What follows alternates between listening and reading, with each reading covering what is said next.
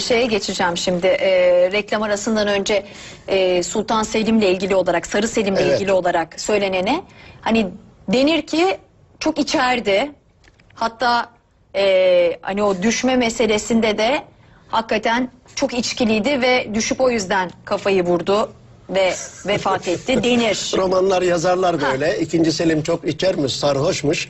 İşte haremde de cariyeleri kovalarken sarhoş düşmüş, kafasını vurmuş, vefat etmiş bir romancı yazar. Ve bir romancı yazınca da bütün millet, hani bir dizi İnanıyor. çevrilir, bütün millet inanır gider. Selim'in tahta çıkmasındaki bakalım tevekkülünü.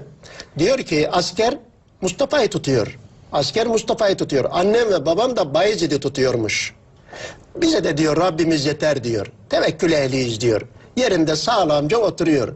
O birileri askere dayandı. Bir tanesi anne ve babam dedi, yanımda dedi. Bir tanesi ise Allah'a tevekkül etti. Hani bir kişi ki yardımcısı Allah ola, var kıyaseyle ki ol ne şah ola demişler. Ondan büyük şah mı olur, padişah mı olur? Allah'a tevekkül eden oraya geliverdi. Adam koskoca Kıbrıs'ı Müslümanların yaptığı, Türklerin, Osmanlı'nın yaptığı, Kıbrıs'a şarap için, üzümleri için gitti dediler. Ya isteseydi Kıbrıs'ın bütün üzümünü Venedik onun sarayına yıkardı. İsteseydi. Gelsin üzümleri deseydi. Düşünün neler vaat etmediler. Sonra ben şunu anlayamıyorum. Yalanın bile usturuplusu olur değil mi? Hani bir yalan söyle de inanalım. Ya ben cariyelerin padişahtan kaçtığını hiç görmedim. Cariye padişah kovalar. Deseler ki Hayır, cariyelerden kaçtı da düştü, inanırım yani. Hani 60 yaşında adam. Ya belki Biraz adamı da cilveleşiyorlardır tanır. manasında mı, ne bileyim ben. Hani o cilveleşecek yerde değil. Hamamda cariye olmaz. Hamamda cariye olmaz. olmaz. O çok enteresan. Bir, o olmaz. İki, biraz haremi de gezsinler. Fenerbahçe stadı değil orası. Biraz öyle koşturacak, cilveleşecek, kaçacak değil. Biraz git haremi gör de 3 adım atabiliyor musun? Bak bakalım. Daha yeni yapıldı. Haremde yangın çıktı. Harem yenilendi.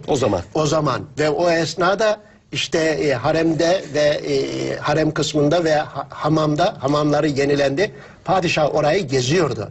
Padişah da o esnada meydana geldi. Padişah zaten ateşli bir hastalık geçiriyordu. Evet. Orada muhtemelen bir tansiyon düşüklüğü oldu. Takıldı, düştü, beyin kanaması geçirdi.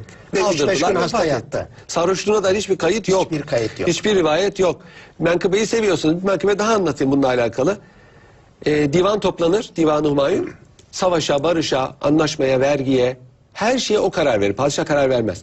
Padişah saltanat sürer fakat hükümet etmez. Hükümet sadrazam eder. Beğenmiyorsa azleder onu. Ama padişah hiçbir zaman icraatta bulunmaz. Bu Osmanlı geleneğidir. Onu da bilmiyor çok kişi.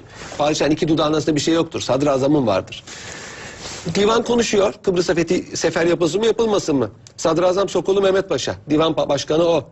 Diyor ki ada fethi zordur. Şartlarımız müsait değil. Yakın zamanda zaten bir mağlubiyet geçirdik. İnebahtı mağlubiyeti.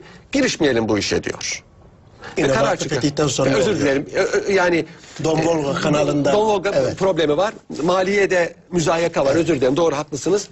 Girişmeyelim bu işe diyor. Karar çıkıyor. Padişah'a arz ediyorlar. Biliyorsunuz divan toplantısı padişah arz edilir. Tam toplantı sırasında padişah o gidenler görmüştür kubbe altındaki kafese eliyle vuruyor. Anlıyorlar ki padişah divana çağırıyor. Hemen arza çıkıyorlar. Padişah diyor ki bu gece Peygamber Efendimiz rüyamda gördüm. Adaya fetih, sefer yapın. Biiznillah fethedilecektir. Karşılığında da bir cami isterim. Onun için diyor ben bu divan şeyini kabul etmiyorum, kararını. Çünkü nihai karar padişahındır. Ve divan menfi karar aldığı halde padişah bu kararı değiştirir. Osmanlı tarihinde bunun örneği çok nadirdir. Böyle divan kararını padişahın değiştirdiği çok nadirdir. Bir tanesi de budur. Ada ondan sonra inanılmaz bir kolaylıkla fethedildi. Malumunuz Girit 50 sene sürdü fethedilmesi. Kıbrıs çok kolay fethedildi. Çok az zayiatla fethedildi. Rodos'tan bile, Girit'ten bile kolay fethedildi. Ve onun üzerine Selimiye Camii'ni inşa ettirdi. Bu da Sultan II. Selim'in ama çok kolaydan kastım verdik. 50.000 kişi şehit var. Hocam kolaydan kastım şu. Elbette ki ada fethi çok zordur. Doğru. Yani çok zayiat orada verilir. Çok ciddi manada gerçekten büyük bir devlet adamı ve bir de peşinden İnebahtı'da donanma. Daha uzun sürerdi. Yani normal şartlarda Kıbrıs'ın fethi öyle bu kadar çabuk olmazdı. Mümkün değil. Çok uzun sürerdi. Olmadı.